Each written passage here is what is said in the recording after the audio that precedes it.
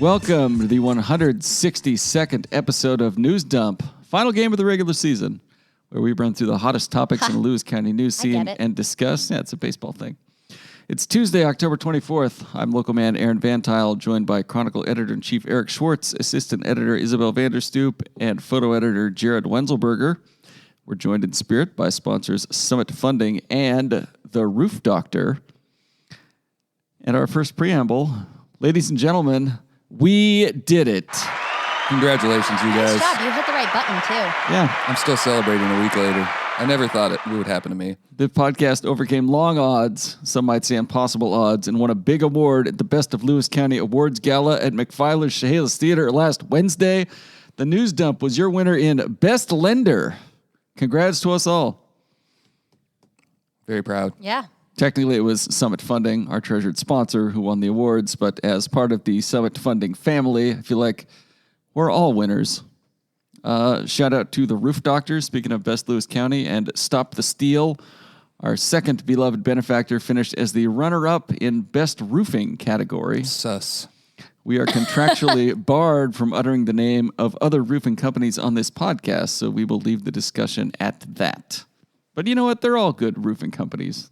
Yeah, but not as good as the Roof Doctor. Roof Doctor. They haven't been family owned since 1959. Speaking of the Roof Doctor. I'm just going to get it in now. Yeah.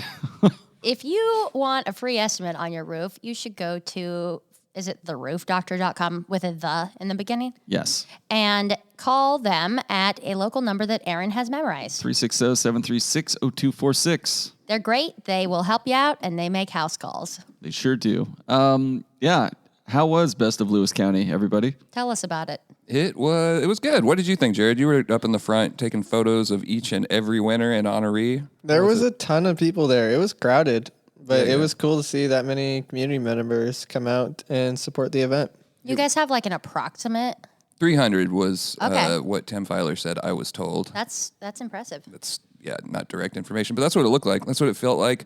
From my perspective, the drink lines were quite long, but they moved, and it was fun. I had a good time. They were so long, in fact, that I was waiting for a drink up the block at the pub. Yeah, up at the pub. Yeah. You made an appearance though, which I stopped in appreciated. for a moment, and then No, it was great. I think organizing it you got to give credit to Corley Taylor and Sarah Burdick, and then all of those magnificent gentlemen downstairs. Brian Watson was a really good MC. He brought that Luke Kilgore energy to this thing. Yeah, it felt like a WWE event. That's great. It was great. And then Austin DeBolt and Elijah White down there. I know they both contributed. I went to Brian before this to ask for the names of everyone who contributed so I wouldn't leave anyone out, and I feel as though I'm leaving someone out. Chad Taylor, Franklin Taylor, Kyle McCarricker. I'd like to thank Summit Funding. I'd like to thank Aaron Van Tile, the Roof Doctor. And the 21,000 some votes that were submitted. Thank you to everybody who voted. The whole event surrounds around the people who do that and the businesses that we get to celebrate. And it's a really, really fun time for the Chronicle to be able to showcase the best of Lewis County. Yeah. What a win for everybody. It's the best of Lewis County of all time. It was front page news in the paper. It was. The headline was "A Perfect Evening," I believe. I was stunned to see that. No, it said Best of Lewis County was something special this year. I knew it was good, but when I saw we made the front page, then I knew it was great. The one that you put together. It was really, really great. Yeah. Speaking of big wins, Bucota casket races. Oh, you're segueing us. Nice. What if there's more preambles? Yeah. Was there another preamble, do I hear? There I don't might have think so. been. I had one, and now I forgot Just it. joking. It was Did a you good really? segue. No. Casket races draw There's a lot of notes here. We might as well get moving. Yeah, casket races draw hundreds to Bucota Saturday afternoon. They were I a heard big this hit. had a great turnout too, right? Mm-hmm. Probably the largest crowd in Bucota since the territorial prison days. That's a joke for our historians. Yeah. The Chronicle entered its deadline news team into the competition, and they came in a first-place tie with Joe's Place. And if you're going to kiss your sister in Bucota, it might as well be Joe's Place. It's true. You really had some fun with the notes, didn't you? I did. Yeah. We tried to cede the title. Well, you guys tried to cede the title to them. I would have fought them for it. Give us that trophy, Joe. It was neck and neck. No one knew who won. It was under review for like 10 minutes afterwards. There was multiple camera angles being reviewed. We wasted a lot of people's time that just wanted to get their awards and go home, just sitting there trying to determine if us or Joe's place won. Yeah. A couple highlights. Schwartz couldn't keep up with the casket, so he just sprinted the second half of each heat. It's true. He put his 7-year-old daughter in a car. Girl Bauer, 7 already? Yeah. In a cardboard contraption that didn't look safe in the least after forging her name and signature on a liability waiver. Good move. It was not safe. That I was uncomfortable having my daughter in that thing. Not uncomfortable enough not to do it, you know. It was the Chronicle office of racing caskets. Yes. Reporter Mitchell Rowland wiped out and took a tumble on the home stretch of the first heat, drawing raucous applause from the hundreds on hand. He is probably fine. Crowd loved that, though. That was probably the biggest cheer of the day, was that Mitchell falling. There was a couple big wipeouts during the Bukoda casket They races. loved it. I loved it. Nightcrawler shot the entire event whilst wearing a Jason mask and recruited people in the crowd to take photos and videos while he competed, which begs the question. How did they know it was you? Yeah, are you sure it wasn't your brother, whose name is Jason? Who's to say? Who was under the mask? Curious. Is there a Bane joke coming here? No, I don't think. There's always a Bane joke. Wait, is that actually the question that you had too? What? You said, which begs the question, and then I said, how did they know it was you? Is that actually what you were going to ask? Yeah, I was going to say, are we sure it wasn't just Jason? Yeah, you and me both. Bukoda is great, and we had a great time. Well, you guys had a great time. Yeah, well, you're going to come next year, though. Yeah, sure. We've got to announce it. Oh yeah, have we been formally invited? Well, I was supposed to announce this one, but George Sharp, who does such a great job setting this whole thing up and is responsible for the crowd. It was a massive crowd, such a big improvement over the previous year. He expected us to announce it, so we have to next year. I will not let George Sharp down. Yeah, again. I was sad to miss it. I just keep missing events with lots and lots of people, except for the Tylee Tobin benefit thing, which had like 500 people. Yeah, that was a good one. That was a lot of turnout. This weekend just had all sorts of this whole week has had all sorts of huge events, and it's fun. Love to see the community members coming out. Yeah. It's really cool. Our next item. Boy, this one was a real shock to me on Monday morning. This almost could have been a Sirens banger. State Senator Jeff Wilson arrested for firearm possession in Hong Kong airport. Our friendly local 19th Legislative District Senator has had an international incident. He was arrested at the Hong Kong airport Friday evening for having an unloaded revolver in his carry-on luggage. Wilson, of course, famous for driving a tank from Longview to Olympia during the legislative session. I don't think he did that, but I do think he brought his tank. And it's not a real tank, but yeah. And what would you call that? Like, it's not a toy tank either. It's like a replica tank? Yeah, replica tank. Yeah, it's got like a flag in the end that says bang. Yeah, It's more of a tank than any civilian has. Yeah, I agree. So, I don't know. He was granted bail of 20,000 Hong Kong dollars. What are dollars in Hong Kong? Are they just dollars? They're called Hong Kong dollars. Okay. Equivalent to about... I looked that up because I had the same question. Yeah. Equivalent to about $2,500. He surrendered his travel documents, was told not to leave Hong Kong, a special administrative region of China. His next court appearance is October 30th. He was charged with possessing a firearm without a license. If convicted, he's got a maximum penalty of 7 to 14 years in jail. During an initial appearance, he said he understood the charges. Quote, "It was an honest mistake, and I expect the situation to be resolved shortly," he said in a statement to the Chronicle Monday morning. According to Wilson, he discovered the unloaded gun in his carry-on luggage mid-flight from San Francisco to Hong Kong. He traveled to the region for a 5-week trip through Thailand, Cambodia, and Malaysia. He was not acting in any legislative capacity during the privately funded trip, he said. A Wilson spokesman said the gun made it through 2 airports in the U.S., This all begs the question, have we forgotten after pledging to never forget? Not a good look, TSA. Sure seems like it. And finally, does this help or hurt his chances at re-election?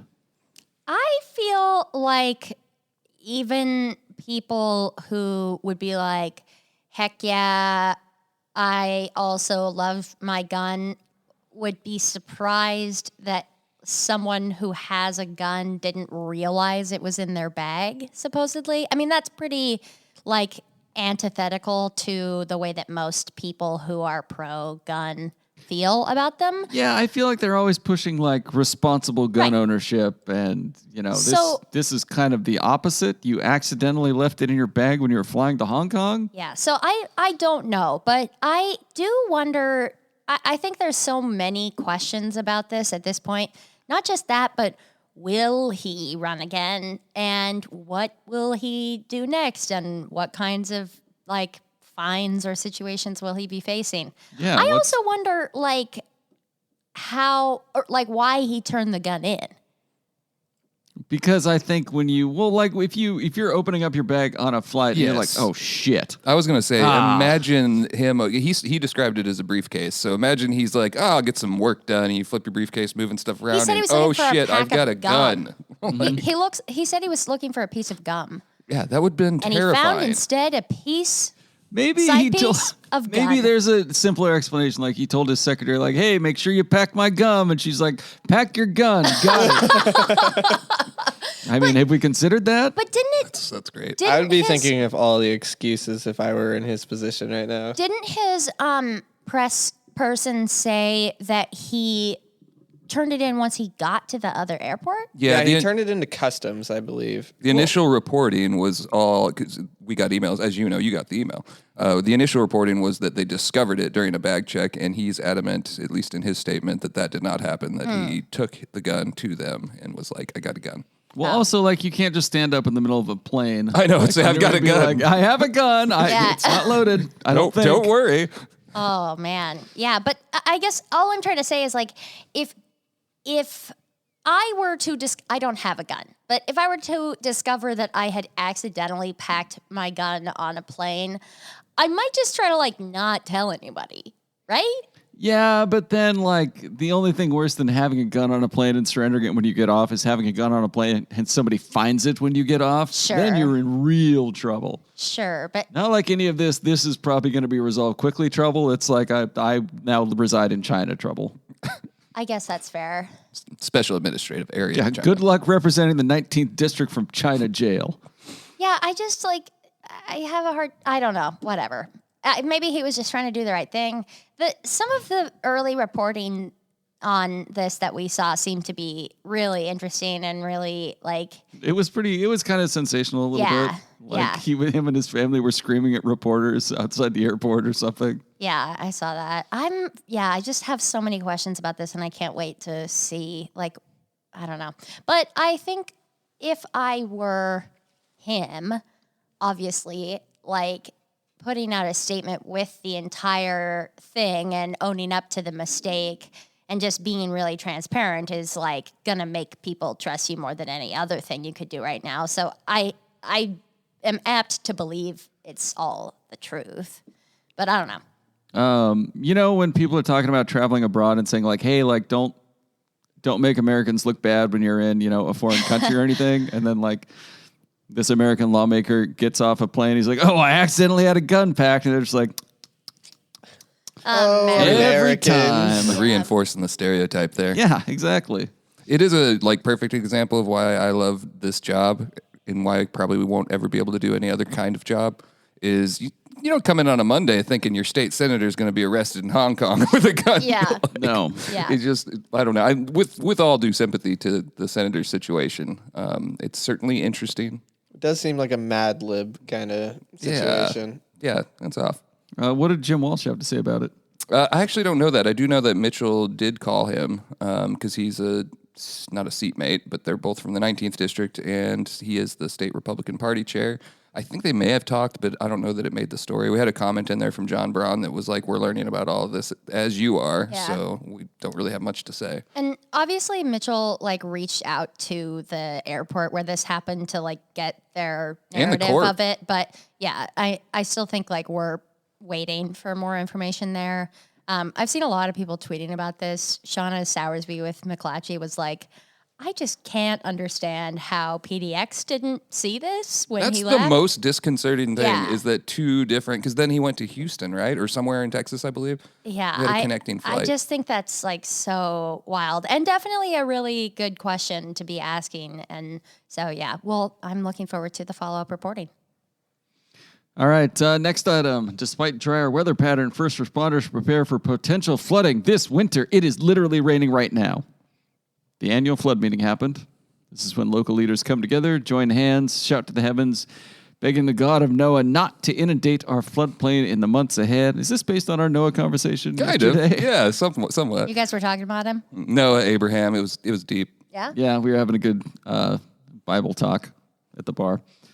There was actually good discussion about flood readiness, the emergency alert system, and the importance of inquiring about flood insurance before flooding is imminent. I agree. My office blows up probably about 4 days before a flood. Hey, I need flood insurance, insurance agent Chris Forspring said. And I'm the guy that says, well, you should have taken it out 30 days ago. If you think you're going to take it out right before there's an imminent flood, it's not going to happen. That's true. There is a either 30 or 90-day waiting period for your policy to kick in. Are you in the insurance agency industry? I just read a lot, and I find coverage important. And if you want to get flood insurance, maybe you won't get to if this lawsuit with the Center for Biological Diversity goes through, because they are trying to make it not a thing anymore, which is still something that I quite... To make flood insurance not a thing? Yeah. It's a really... Coming for your job, Aaron. Good luck. Yeah, it's a real baffling one to me. First it was the loggers, then it was the Office of the Insurance Commissioner. How dare you? What next? One official mocked Mother Nature to her face, saying she could never do another 2007 flood again. The 2007 surprise won't happen again today, Scott Betcher said before drowning in a flash flood. Oh, no. We have tools that enable people to not be surprised. Buddy, just for God's sake, It's a little don't tempt context. fate. It's a joke, but a little context. He's talking about the new radar system out on the coast where it was kind of in a shadow last time, so it did surprise us. And he's it was in a shadow. He's The putting radar his system, faith in the new the technology. radar system couldn't detect shadows. But what if there was a reassuring. if there was a Cascadia quake right before the 2007 flood? You can't guarantee that's not going to happen. That will wipe out that my stuff. tornado warning system blew over in the wind. I couldn't have seen that coming. My heart I just want to shout sank out. into my stomach when you said that. Don't tell me. I just want to about shout out Cascadia. Scott and Ron and all those people who got under the table during the Great Shakeout drill Oh, yeah. during the Lewis County Emergency was last Management week. meeting. I failed to use those photos. Yeah, that forgot photo, about them. That photo of Scott use them. Betcher and Don't worry. Ron Averill under the table is so gold. So gold. It's good. Was it a high table so Ron's hat could fit under there? He wasn't wearing the hat, I don't think, right? He always checks that at the door. He's Yeah, a he gentleman. does. Yeah. Anyway, let's pull a host. Will it flood this season? And if so, where and with what ferocity? You know, when we talked about it, I wanted a clue-like answer to this. oh, Going to happen in Doty with the Chehalis River by the Pineapple Express. Boom. In Toledo, downtown, the Cowlitz. There you go. Yeah. in Randall, That's cow the- that'll be pastures, Cowlitz. In Chehalis, the New Wacom at Lewis County Gospel Mission. Oh, that's just That's the just safe. Chehalis. Oh, that's both of them, though. When they Yeah. both go. Well, Speaking of the I mic. guess the confluence is right there, but that's Speaking to the mic when you're... still Chehalis River flooding, really. But anyways, yeah. I was gonna say on the 69th episode of News Dump, the first one that I was on, we were talking about this, and you were like, "Do you think it's going to be a flood year?" And all of us were like, "Yeah, I'm feeling like it's a flood year." And then it was. Yeah, that was the where you got your flood legs. Mm-hmm. So I'm gonna say it's not going to be a flood year because I don't want it to be. Okay. Next item. Staff shortage limits bookings at Lewis County Jail. And you said we weren't going to talk about the commissioners. What's that? No, you're gonna. It's you're harder gonna than keyhole ever. this? Yeah, I am. It's harder than ever to get a night in the slammer at Lewis County as the jail turns away clients left and right due to a staffing shortage in the corrections division. We learned about this because the Centralia Police Department began noting in its press memo each time a would-be resident of the county clink was turned away. One person had a felony Department of Corrections warrant for assault. Centralia Police had to drive him to Thurston County to book him into jail. The chief of the jail told us that criminals commit more crime when they know what the booking restrictions are, an apparent attempt to persuade the Chronicle not to publish the information. To which I say, I don't think criminals are reading the newspaper before doing crime. I wouldn't say that. Everybody reads the Chronicle, Aaron. That's true. I'd suggest criminals do more crime when they are not in jail for a crime they already committed. Seems like a more reasonable assumption. Staff shortages aren't unique to Lewis County, but this seems like quite the conundrum. How long before someone is turned away from the jail and then commits a violent crime? Cetera Police Chief Stacey Denham had thoughts. Quote, the frustrating part for us is that here we are, and I know it's not just us, that we have people that we want to book into jail, in a jail, and that we believe should go to jail for the safety of our community. And when we can't put those people in the jail, that just basically leaves those people back in our community to where we have to deal with them again and again. So it's actually taking up more time for my officers and not protecting our community the way we believe that we'd like to protect our community. I have a question for Stacey Denham the next time we bring him on. Why are you running for commissioner and not waiting for the next sheriff cycle? Well, if he were the commissioner, he could have some oversight into this. But wouldn't it be like ultimately up to the sheriff to be like hiring, recruiting? Like the commissioners aren't going to like send out job application posts or whatever. I choose to take his quote as directly from Police Chief Stacey Denham, not County Commissioner. No, I candidate understand. Stacey Denham. That's. I'm just saying. He's saying they're running into the same people. They'd like to have them in jail and can't. I get what you're saying too. No, I don't think that he's like throwing shade at anyone necessarily or whatever. I just think it's interesting to me that he has so many like he's like outspoken about a lot of different law enforcement things that happen in Lewis County, and I think people appreciate that about him. And I feel like I don't know. I just wonder why he's not considering sheriff. Just for some numbers, as of last Wednesday, so it was the day before we published the story, there was 127 people in the general population over at the jail. So we went back and checked, because the sheriff's office does do a great job at giving us jail statistics every day. And we went all the way back to 2019, so it would predate COVID restrictions, that kind of thing. And they had 208 inmates at that time, 179 in general population. So pretty big drop. And you know, our law enforcement officers are constantly telling us about the rise in crime, and it just seems like fewer people in jail during a time of higher crime. There's just something doesn't add up there. Well, Yeah. and the sheriff's office had just recently said that they have at least like 9 vacancies And that's right still now. accurate. And I was just like chatting with a deputy the other day who said that he has like in his regular shift on his patrol, he has like 3 people who are on the road, 2 in all of West Lewis County, including the Twin Cities, all the way to PL, and then 1 who's on the East End. It's like I mean, I'm not saying that's not necessarily to do with like booking at the jail, but there's not just a problem there. Like there's like huge staff shortages inside and out of the jail, like for the sheriff's office, which of course, like most law enforcement offices are facing across the state. Well, just across the border, Thurston County, I see Derek Sanders not begging, but every day looking for ways to promote people applying to become corrections officers and deputies. And there's like a critical shortage up there, if you'd ask him. So definitely not unique, but for us locally, this is our local jail. That's why I think it gets the most scrutiny from us. Mm-hmm.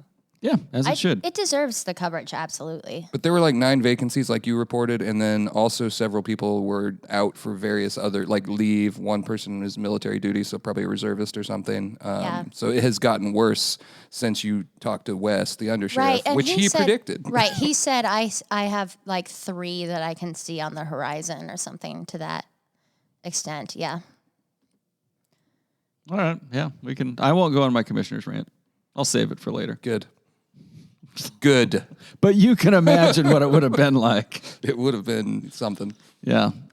Next up, interference with a firefighter or first responder, now a gross misdemeanor in Lewis County. Our days of sneaking up behind unsuspecting first responders and pantsing them, playground tricking them. What is a playground trick? Like one kneel down below and shove them? Yeah, it's a 2-person job. I never liked that prank. It just seemed mean. It is mean. It's mean. Just walk up and kick them in the balls. And we can't do it to firefighters anymore. Those days are over because attempting to physically interfere with a firefighter or intentionally hindering a first responder by disobeying a direct order in Lewis County can now result in up to 364 days in jail. Well, you would be one of the lucky few, and a $5,000 fine. The commissioners unanimously adopted Ordinance 1349 on Tuesday, once again passing something useless because they can't staff the goddamn jail. Oh, come on, man. It was suggested by Couldn't Winlock resist. area. Well, I mean, they're doing, of all the things, hey, there's a shortage at the jail. Oh, yeah? Well, if you prank a firefighter, you're not going in there. This but was we a would if we could. well-meaning proposal by a beloved local lawman. Yeah, I agree. Randy Pennington. Randy Pennington had some points. This is related to your next bullet point on here. But when Randy Pennington brought this up at a Fire Commissioners Association meeting, I was like, well, you're going to apply that for everyone except me and Jared, right?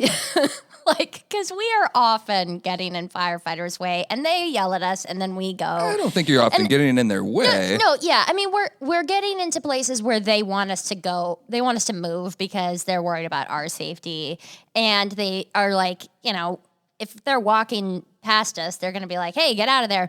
And we have a strong relationship with most of the like fire districts in this area and really throughout the county. And so that's like something that we're used to hearing, and it's not offensive or anything. It's just like, yeah, we will do what they say because obviously we don't want to hinder their work.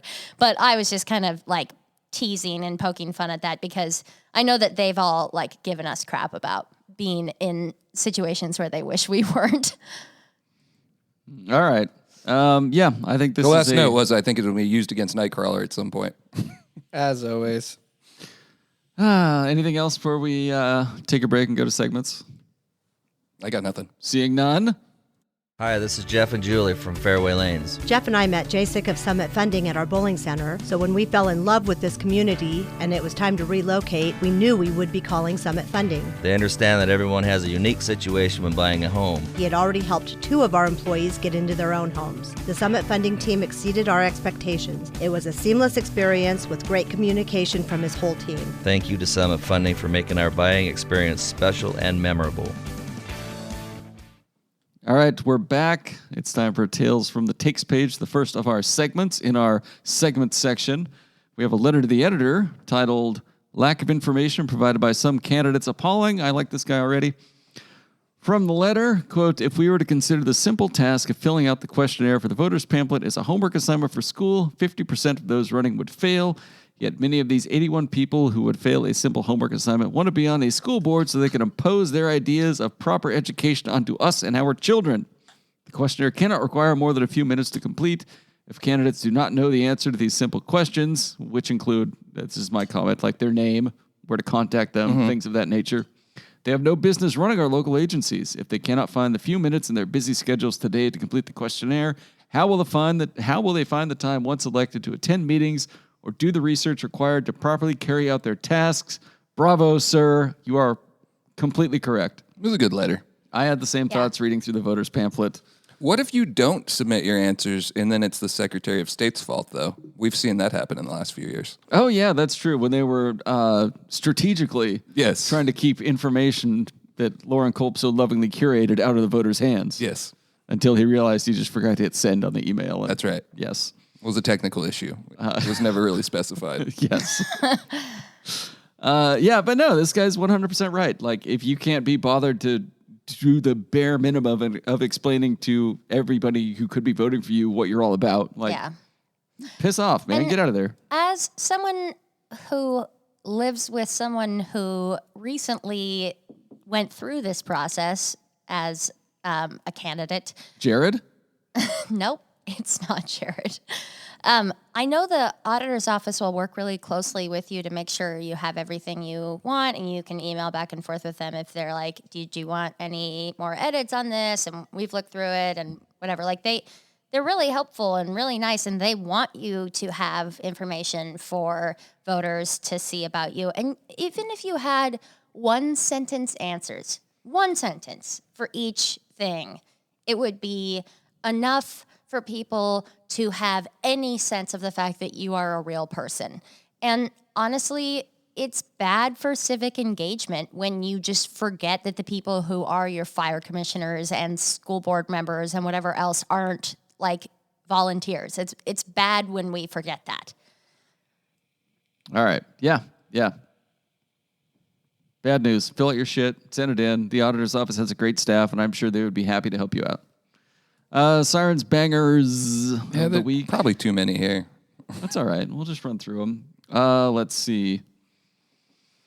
Somebody called to complain that their 13-year-old grandson was, quote, upset he had to do chores and, quote, threw his bowl of cereal all over and then left the house on foot. You know, if I knew you could call 911 over something like that, I would have called them my kids long ago. This sounds like a real Biff Tannen situation in Back to the Future 2. Sympathies to the grandmother, though. I don't know what she's going through, so I don't mean to make light. But yeah, that's true. Wonder what kind of cereal it was.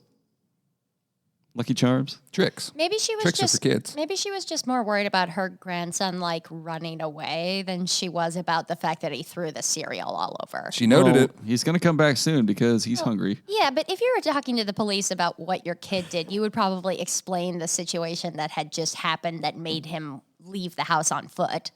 Well, he had to do chores. One of those chores is probably cleaning up his cereal. Let's see. A caller Northwest Walmart reported he was walking out of a business when, quote, a car sped by and hit the milk in his hand and left the scene. A lot of spilled milk in these Sirens wild. Bangers. Yeah, so I put those together. The caller advised he walked in front of the vehicle. The vehicle tried to miss him and hit the milk. This sounds like something out of a movie. You just say, that's what I thought. It was like a wild scene. And then he ran through 3 sheets of plate glass that were crossing the street and hit a fruit cart. A piano fell on him. Yeah. And then another one, 2 male subjects were reportedly filming customers and employees at a bank. The subjects didn't enter the bank, but could, quote, hear all the bank info being said. I believe this is a case of the auditing that we had here at the Chronicle. Yeah. Just kind of walking around and filming. Like, how much can you really get about the bank from just filming outside Well, I don't of think it? that's the point. I think their point is that they are in a public space, so they are allowed to do. The ones that were here also had sidearms, so I think they're seeing if you're going to get upset about them and their right to carry their weapons. I don't personally think it's a good use of time, but I'm also not too worried about it. Yeah, I don't know. Those were Sirens Bangers. Yeah.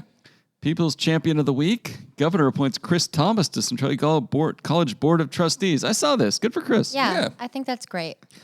Chris is the communications manager for Providence and an all-around good fella.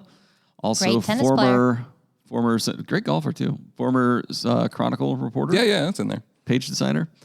In recognition of that fact, Governor Jay Inslee appointed him to serve on the CC Board of Trustees. He replaces Doris Wood Brumsicle, who served the limit of 10 years. He's been the senior comms manager for Providence South Puget Sound, which includes Providence Centralia, Providence St. Peter, and the clinics of Providence Medical Group Southwest Washington since 2006. How lucky are we to have him right here in the Twin Cities? Prior to that, he worked 14 years as a journalist, copy desk chief, and editor at the Chronicle. He has a bachelor's degree in communications from Seattle University. Good dude. Yeah, big fan of Chris Thomas. Other People's Champions nominees, 40 years of Dick's Meat. Centralia's Northwest Sausage and Deli celebrates milestone anniversary. The company has now been slinging dicks for 40 years. You really just got your jollies right in that, didn't you pervert? You know, everybody they love it. does it in the comments anyways. Yeah, So and They have love stickers, it. yeah. And the shirts that say, You can't beat Dick's Meat. they lean into it. Yeah, they love it. They had a cool business after hours event with the chamber. The deli was originally established in '83 by Richard Dick Young, who wanted to bring old world custom smoked meats to the Centralia community. Additionally, he provided meat processing for hunters, which the deli still does to this day. It's on Prather Road in Centralia. It's now run by his daughter, Julie Pendleton, who took over following his death 14 years ago. While little things have been adjusted here and there, she said the deli still operates mostly in the same way he ran it. Her husband, Dave, now runs Dick's Brewing Company alongside the deli, overseeing beer production and distribution. And I think we should do the Onalaska community, and I don't think it was just Onalaska people, but the event you covered, if you want to talk about that. I should have added that into the notes here. we Why talked am I about it a blanking? little bit, but Oh, yeah, the the Thailand. Onalaska Yeah. event, there was tons of community members there. How much and I think, money do you think they raised there? Well, they didn't release it, So but I was thinking about it. I'm not gonna. I didn't. Well, so I asked, and I was like, "It's okay if you don't want to say. I understand. Like this is going to a family, but I will say, I think the minimum that they had to have raised would have been around 17,000 because of the ticket sales and the number of people who were there. But then it's got to be a way, way higher number when you include all the donated silent auction items. So for those who like don't know what we were talking about. Tylee Tobin is a 10-year-old girl in Chehalis, an Orrin Smith Elementary student. And in early September, she was diagnosed with a rare form of cancerous brain tumor on her brainstem. And she's been going through treatment for it. And this event that we're talking about, which was very well attended, was a silent auction and benefit for her family as they are going through the financial and every other kind of hardship that comes with dealing with a really specific, rare, aggressive form of cancer. And these people are really beloved Chehalis community members, like athletics coaches and parents who are just involved in a lot of stuff. They have 4 girls, and just the amount of love that it takes for 500 people to buy tickets and drive out to Onalaska on a Saturday night just to support this family is really fantastic to see.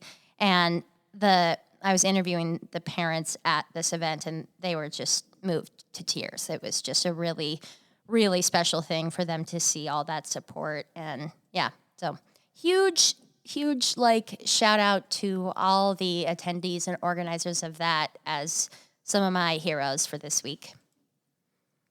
Okay. We have some Facebook comments of the week. Are you all ready for them? Yeah. On Jared's photo of Centralia officers using pepper spray and arresting a Chehalis man after a foot pursuit, this commenter says, couldn't shoot with the Chronicle in the way. Well, Crawler sure could.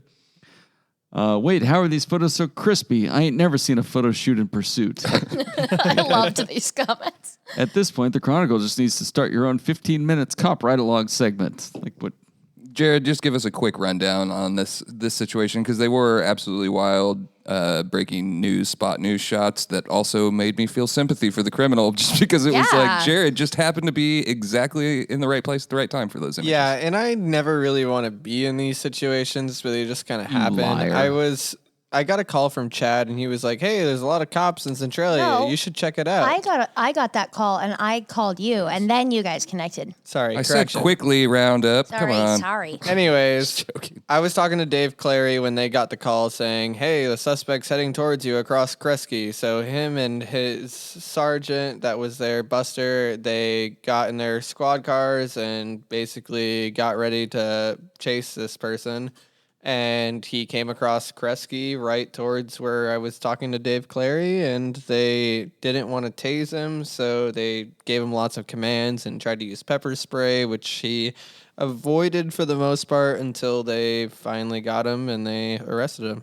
So Great shots. Those were some of the best shots. And the only reason I said I had sympathy for the crime is I don't believe he had a warrant, if I believe correctly. yeah, it wasn't. I think it was a warrant for assault 1. Gotcha. So. Not to rate crimes based on their stuff. It was somewhat minor in the grand scheme of things. Just happened to have a front row view for our local photographer. So good job on those photos. Yeah, it was. Chad had called me and described the cop situation he was seeing around Kresge, near the viaduct, right? And I was like, oh, they're setting up a perimeter. Just him describing it, I knew that. So that's when I called Jared, get down there, because that's almost always going to be a manhunt. Speaking of police, what do you guys think of the Centralia Police RoboCop trailer just parked in the middle of the park? Exactly as I imagined it was going to look. Exactly. Just huge, bright lights, very visible. I got a hot take. I don't like it there. Yeah, you couldn't put a tarp over it, though, as we originally Oh, thought. I think you could. Well, it's hot. Do you know it has a pole that's sticking up from it that has those lights up on It's definitely not something bringing in tourism dollars. Yeah, that's kind of it kind of makes the park look like it needs a police presence, which maybe it does, but kind of defeats the purpose of having a park where everybody can just go hang out if there's a big police trailer there. It's we're watching you. Chief Denham just has to love this pivot in the talk. Do something about crime. He does something about crime. That doesn't look good. Hey, look, he tried something. Do-over. I appreciate that. Just park it across the street. You can still see the park. I mean, it is ugly. You can't. What say if you anything. dressed it in Christmas lights, Yeah, instead of lighting up the Christmas tree in George Washington Park, let's just light up the Or police. you could trailer. put some RoboCop branches on trailer. it, make it look like a tree, and then the light up at the top Yeah, works disguise perfect. it a little bit. Sure. I mean, it's just Man, it looks like we live in a war zone or something. No, come on. Oh, yeah. Also, there are like- people who are like fighting I for their understand lives there are people in who actually lives in a war zone. actual I get war it. How zones dare you. right now in multiple places. I'm sure across they're the listening world. to this podcast and they're very offended. And they're like, you guys live in Centralia. And then there are people who live in Chehalis who are like, I don't live in Chehalis. I didn't say you. I like. Jared I guess I look at the police car there, and I'm like, you can see that thing from the police station. Like, just put a big camera on top of your police station. Like over the entire city. Yeah, Like Batman. I mean, it's just I was thinking like Sauron. I feel like you just get a slightly bigger camera and aim it at the park, and you're kind of doing the same thing. I think I don't would know. like the RoboCop trailer thing more if it looked like Batman. Yeah, or like I just don't like the look of it sitting right If in it the was middle of the park. disguised as George Washington himself. Yeah, get creative with it. Yeah, just some suggestions. I like the initiative. I just, not thrilled about the execution right now. Let's see. On a story entitled Thurston County Teachers' Giant Squash Might Be the Biggest in the World. That might is really doing a lot of lifting there, isn't it? It is. This is an Olympian story, by the way. That's a lot of squash. I think it's cool to grow huge squash, but will it actually get used? Like, that's a year more of squash soup, LOL. That humdinger sure took some garden space. America needs this farmer. Wow, what an amazing account. Did you just click on the first one you found? Oh, these are these are Isabel me. pulled these in. I just really loved these comments. They all made me laugh. This is, I think it's Cindy Tobeck is her name. But anytime the Olympian writes about this, we thankfully have a story share agreement. The readers just can't get enough Yeah, of the big they love her. gourds. They just love it. I just think, I'm so sorry. I know it isn't really amazing to be a gardener who can do this sort of thing. I just think it's so funny that this person's like, wow, what an amazing accomplishment, because it's so niche and so weird. And It's also, not weird. It's like, cool. I know, One of my it's- neighbors does it. I love it. I love it. I just, it just really made me laugh. One story we've been trying to get for years is the guy who grows giant pumpkins. Out in, Glenoma. Yep. I have that guy's number saved as Glenoma Big Pumpkin Man. I have a lot of sources. Is this like a tough story to get? Like, is he elusive? He's just Just packing his He pumpkins just sells and running out of away? these giant pumpkins every year. Yeah. I mean, they use them in the It's just pumpkin river raft. the that pumpkins thing. are gone from the pumpkin farm sooner than when you would think to call for this story. Sounds like they're genetically engineered. I mean, most plants that grow in regular gardens are. It sounds like he's doing a little, beyond the borders of acceptable gardening to get those big pumpkins. Sounds like a good story. You guys should get on it. He's juicing his pumpkins. Yeah, he is. And in more than one comment section, the comment was, I just want to make the news dump comment of the week. It's the best podcast in Lewis County. There you go. We did it. Congratulations. What's in the next edition, which comes out, is out today or comes out Thursday? There was one out today, and then we will have one on Thursday. So Anything good in both things today's? are true. A lot of election coverage. I'm counting here. It looks like Mitchell Rowland turned in about 8 election roundup stories, smaller town, South County stuff. So Winlock, Toledo, maybe some Vader coverage. Then there was some serious, hard news. We had that drive-by shooting in Centralia, which was just wild. No one was injured, but that individual was charged. So we'll have a story on that. And then there was a 16-year-old Centralia high school student who was charged with robbery, kidnapping, assault, and a bunch of other charges over 2 incidents early Monday morning involving him approaching people and threatening them with a knife. I got to meet with Leslie Llewellyn this morning. She lives in Camas and is planning to run for the 3rd Congressional District seat in Congress. And I'm working on, I don't know necessarily if it will be in the next paper, but probably. I'm working on a profile about her, and it was interesting. I don't think that, I don't know why anyone would want to run for Congress at this point, looking at Congress, but she seems like a sound, interesting person. I mean, they all are. I think every congressional candidate is I love to interview them. I love learning about them all. It's interesting. And here's your opportunity to go tell Chief Denham to his face what you think about his job. I was going to go to that. It's 6 to 8 p.m. tomorrow. I can't, but I was going Centralia to. City Hall. Ooh, how convenient. After you sully his good name on this podcast, Sullying you his can't go good talk to name? him to his face? I'll send him an email and say, hey, man, like it's. You're not Making our sending park that look- email. Maybe I will. I don't think you will. Do you think he listens? But that's at Centralia City Hall. He probably doesn't, right? I don't think anyone's listening. I think he's got better things to do. I imagine. Like tap into the video and see what's going on in the park at any given time. In closing, we're sponsored by award-winning Summit Funding and award nominee The Roof Doctor. Leave a review and rating on Apple Podcast if you want. Makes no difference to me. Talk to you next week. Head notes from Aaron, not Eric.